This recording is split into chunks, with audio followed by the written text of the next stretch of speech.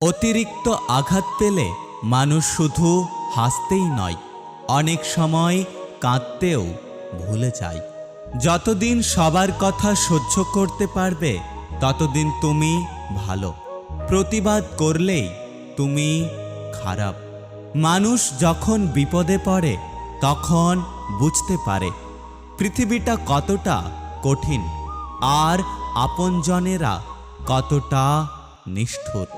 স্বার্থের পৃথিবীতে ভালো খারাপ বলে কিচ্ছু হয় না। তুমি যার মন রাখতে পারবে তার কাছে তুমি ভালো, আর যার মন রাখতে পারবে না তার কাছে তুমি খারাপ। হারানো সময়টাকে শুধু মিস করা যায়, কিন্তু কখনোই ফিরে পাওয়া যায় না। জীবনে 3টে কথা কখনোই বিশ্বাস করতে নেই। 1, 5 মিনিট